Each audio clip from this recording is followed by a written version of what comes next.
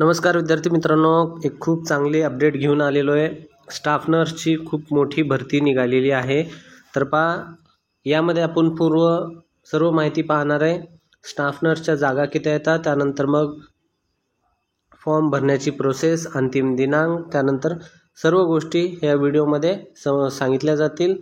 त्यासाठी video skip नका करू, व्हिडिओ पूर्ण पहा आणि जर आवडला तर नक्कीच लाईक करायला पण विसरू नका। त्यानंतर नवीन जर आला असाल तर सबस्क्राईब करायला विसरू नका। त्यानंतर सोबत बेल आयकॉन बटन दाबून ठेवा, जेणेकरून तुम्हाला नोटिफिकेशन जे आहेत सबस्क्राईबचे, व्हिडिओचे सर्व लवकरात लवकर येतात। तर व्हिडिओ स्टार्ट करू। तर या ठिकाणी एकलव्य मॉडेल रेसिडेन्शियल स्कूल, ज्याला EMRS म्हणून म्हटलं जातं, जे एक चांगलं स्कूल आहे, जे महाराष्ट्राच्या अंतर्गत, त्यानंतर मिनिस्ट्री ऑफ ट्रायबल अफेअर्सच्या अंतर्गत, जे पूर्ण इंडियामध्ये या ठिकाणी याची शाळा आहेत, जे ट्रायबल डेव्हलपमेंट अंतर्गत याचे स्कूल आहेत। विद्यार्थी मित्रांनो, ट्रायबल डेव्हलपमेंट जे आहे त्या अंतर्गत याचे स्कूल आहेत।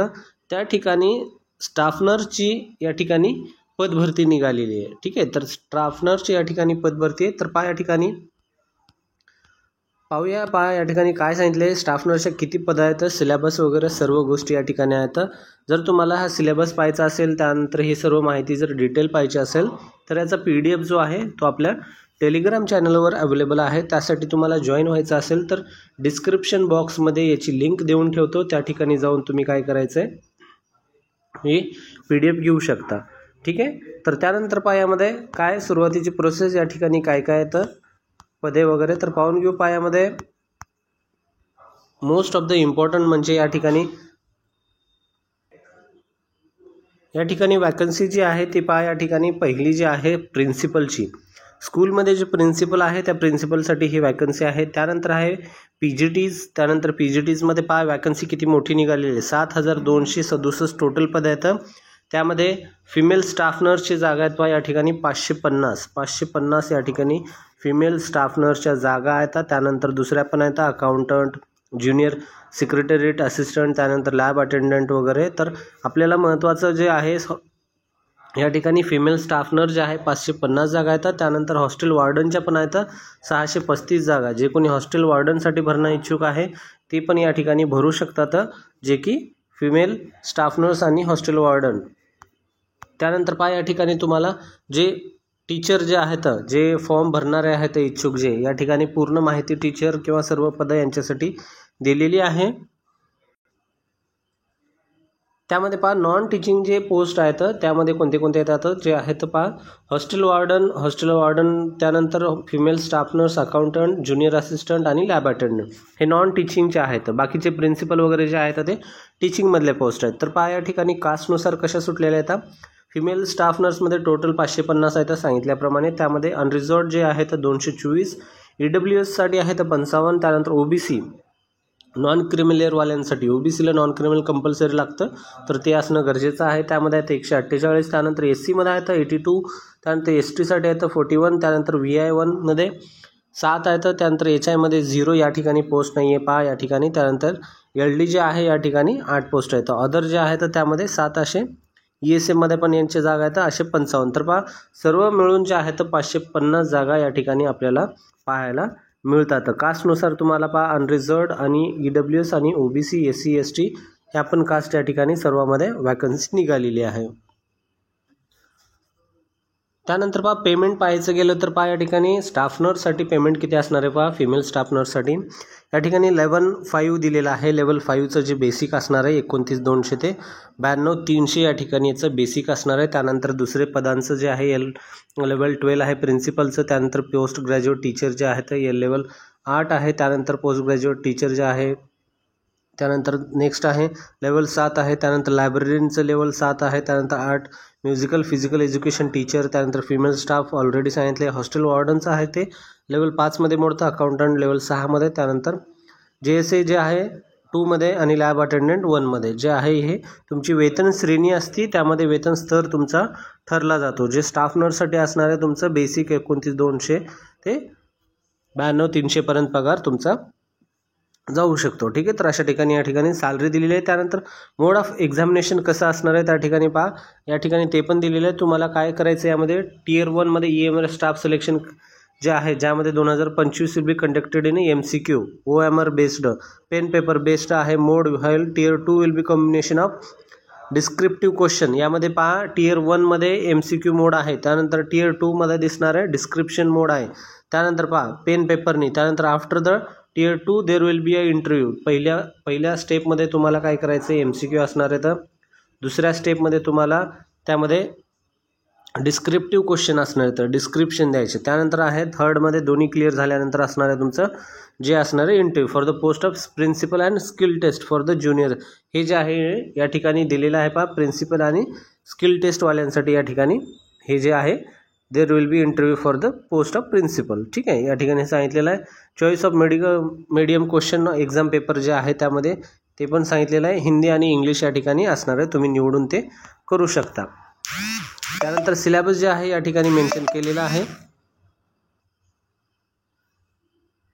सिलेबस या ठिकाणी मेन्शन केलेले पहा या ठिकाणी जे आहे टोटल नंबर ऑफ क्वेश्चन 10 असणार आहे. तर रिझनिंगमध्ये जनरल अवेअरनेसमध्ये 10 असणार आहे. तर अकॅडमिक अँड रेसिडेन्शियल आस्पेक्टमध्ये 30 असणार आहे. तर ॲडमिनिस्ट्रेशनमध्ये 30 आणि लँग्वेज कॉम्पिटन्सीमध्ये 20 असणार आहे. तर एकूण क्वेश्चन त्यामध्ये 100 आणि मार्क पण त्या ठिकाणी 100 असणार आहेत. अशा प्रकारे या ठिकाणी तुमचं ऑब्जेक्टिव्ह मार्क्स जे आहे त्या ठिकाणी क्वालिफाय म्हणजेच प्रिलिमिनरी पहिली जे आहे प्रिन्सिपलसाठी दिलेले, लक्षात असू द्या हे प्रिन्सिपलसाठी असणार आहे.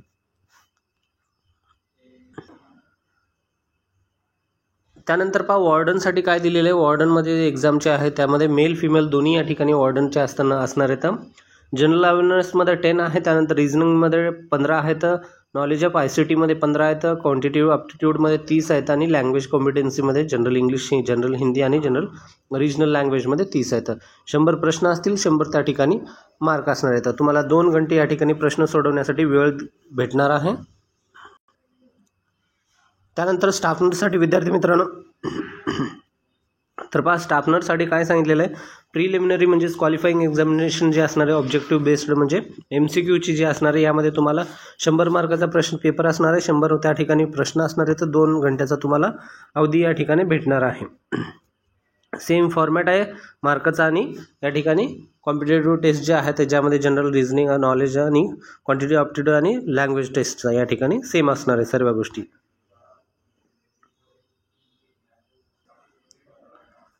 या जे सर्व अपडेट आहेत विद्यार्थी मित्रांनो हे अपडेट भेटणार आहेत तुम्हाला nest.tribal.government.in या वेबसाईटवर. तुम्हाला याचे सर्व काही अपडेट्स असतील, सिलेबस असेल, सब्जेक्टिव्ह सिलेबस असेल, तुमचा जो टेक्निकल आहे तो पण टेक्निकल सिलेबस तुम्हाला सर्व वेबसाईटवर भेटणार आहे. तुम्हाला वेबसाईटवर जावं लागेल. वेबसाईट तुम्हाला सांगितलेली आहे nest.tribal.government.in या वेबसाईटवर तुम्हाला हे सर्व अपडेट जे आहेत भेटणार आहेत. त्यामध्ये तुम्हाला हेल्पलाईन नंबर पण दिलेला आहे. हेल्पलाईन नंबर 9 ते 5 वाजेपर्यंत 5:30 पर्यंत तुम्ही वर्किंग ड्युटीमध्ये वर्किंग आवर्समध्ये जे आहे तर डेज त्यामध्ये तुम्ही फोन करून त्यांना संपर्क करू शकता. काही जर अडचण वगैरे तुम्हाला फॉर्म भरण्यामध्ये किंवा दुसरी कोणती अडचण येत असेल तर त्या ठिकाणी तुम्हाला करू शकता. आता त्यामध्ये पाहू आपण इलिजिबल क्रायटेरिया जे असणार आहे त्यामध्ये स्टाफ नर्सचा इलिजिबल क्रायटेरिया यामध्ये पहा काय दिलेलं आहे ते पण पाहणं गरजेचं आहे.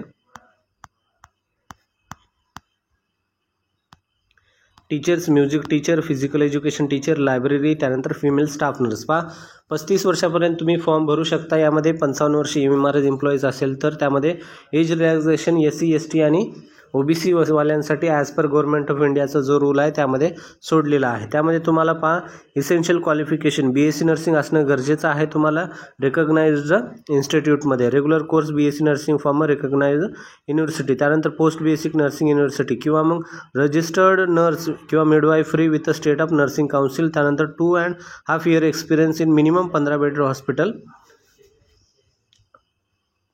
2.5 वर्षाचा अनुभव कंपल्सरी या ठिकाणी यांनी मागितलेला आहे.